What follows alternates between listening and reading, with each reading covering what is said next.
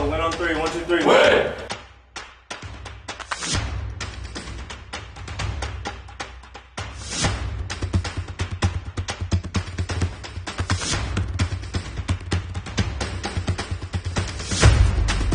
The alley-oop!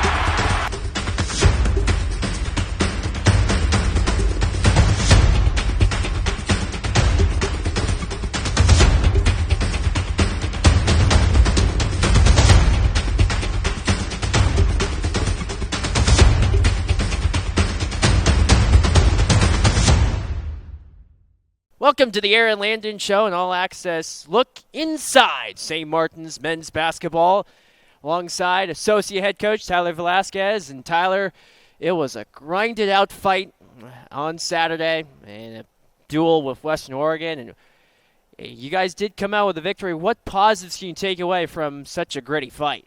Yeah, that was a really, really tough game. Every road GNAC game is a tough one. That one for us specifically was mostly just a toughness battle. I challenged our guys to focus on the offensive glass, and yeah, to me that's honestly I think what won us the game is just our toughness plays. So I know you got to score points and put points on the board to win a game, but we've been talking so much about just how tough we are as a team, and I've been trying to challenge those guys in all those different categories, and they really stepped up in, last week's game. St. Martin's out-rebounded Western Oregon 43-29 in the win. Who impressed you particularly in that paint? Yeah, we had a handful of guys. I think Emmanuel Oladele, he's just steadily been growing as a player. That's an area that I've been trying to push him in a lot, and he's stepped up to the plate and taking that challenge on. Diego has done the same thing. He's a guy that competes on the glass, and in his minutes, I also thought Gavin did a really, really good job in his minutes, just going in and being a physical presence in the paint too. So that 1-2 combination with Lighthall and then with Gilstrap playing a role on the boards, doing wonders for St. Martin's in the victory. What impressed you the most about Miles Samuels on Saturday? Yeah, Miles is just a game changer. He can score it on all three levels. He can be a good defender. He can be a good rebounder. He can just he just helps the team in so many different areas. He was really big scoring the ball for us down at Western Oregon. I think he led us in scoring in that game. So that was huge for us to get our offense going, where at times I felt like we were struggling a little bit to score the ball. Well, it was also a tough challenge against Western Oregon when they hit over 50% from three in the first half and at a pretty high clip in the second half too. How do you approach it when the team you're going up against is making threes left and right? Yeah, I mean that's just a part of the game. Some games other teams are going to make shots. We play against other really good teams, other really good players. So yeah, those guys are going to have their nights offensively, and that's where, especially at halftime, I just try to challenge our guys. If we got to be better defensively. Some of their shots were tough contested shots, but some of them were, open ones that good players are going to make. So we got to find ways to get better defensively first and foremost.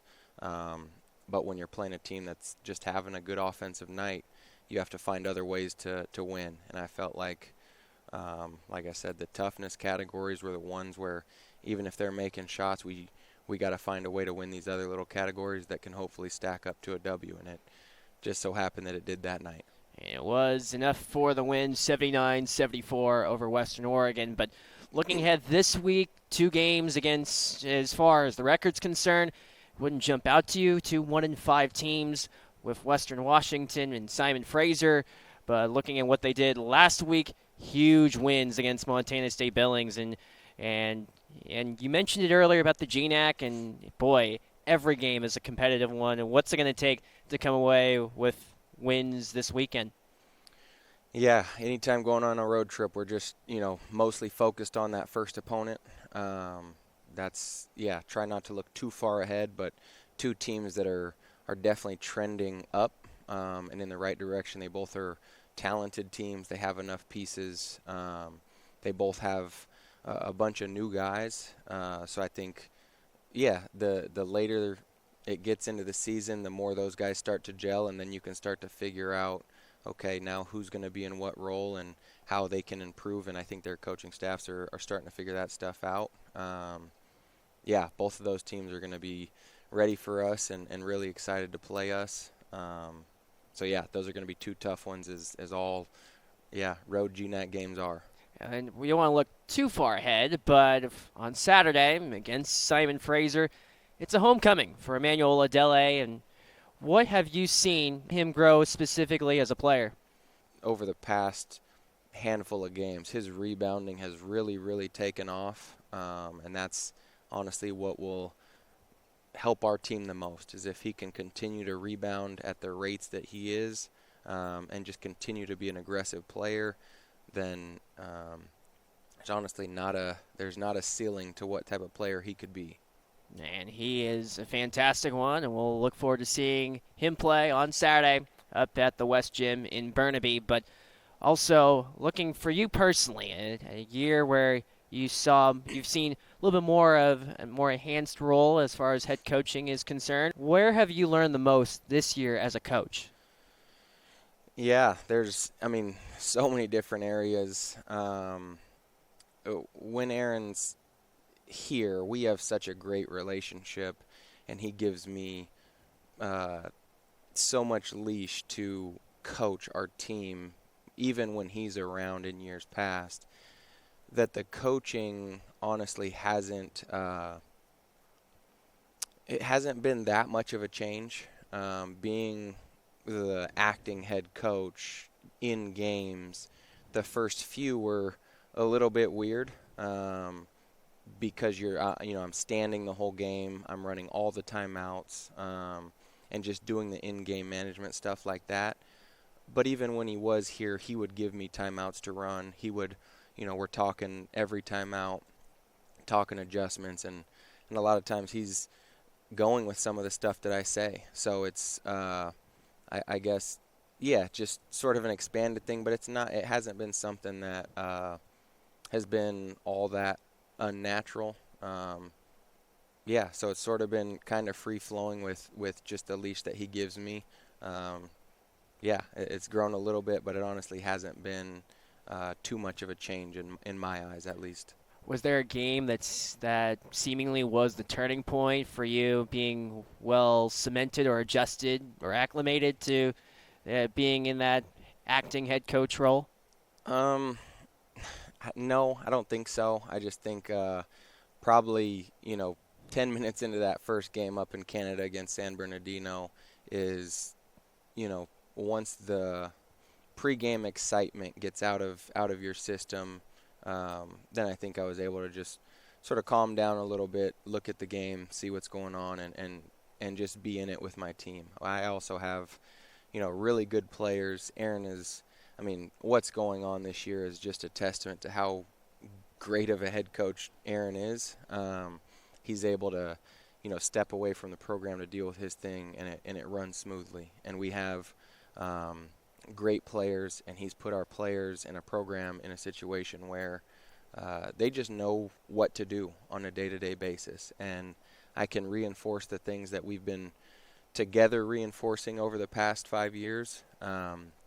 But they both hear, or our players hear both of our voices so much that they've been able to sort of be mature enough to take on a little bit more responsibility with him being gone, and take some more ownership in a program. And that's always good for players, to feel like they're taking on more and giving more of a leadership role as well. So that's I can't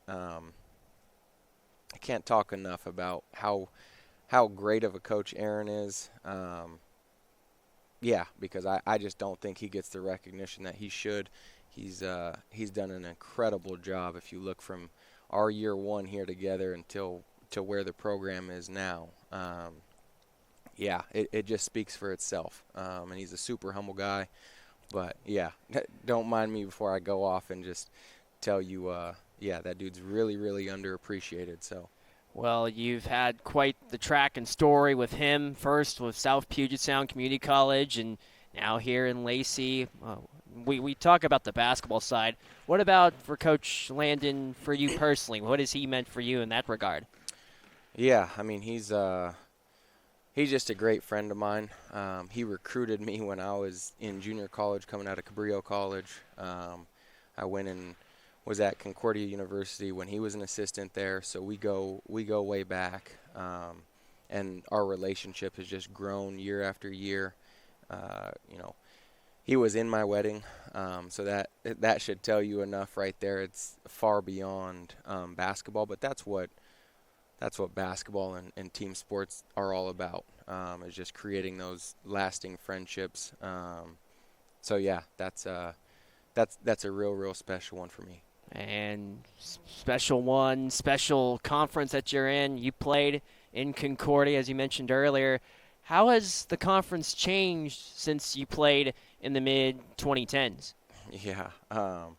Back then, it was actually my senior year was the year right before Concordia entered the GNAC.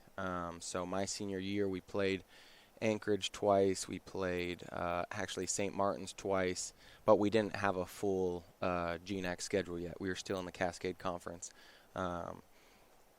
So the league has changed a whole bunch. Obviously, Concordia is no longer a school or a program in the league, unfortunately.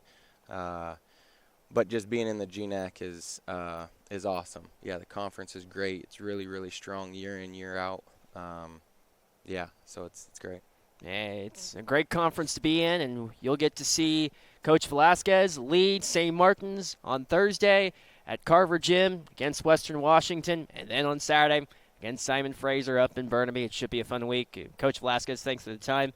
But that will do it for all the time that we have here on the Aaron Landon Show. Tune in next week for another edition of St. Martin's Basketball, an inside look at Coach Landon's squad. Thank you, Awesome. Coach. Appreciate it.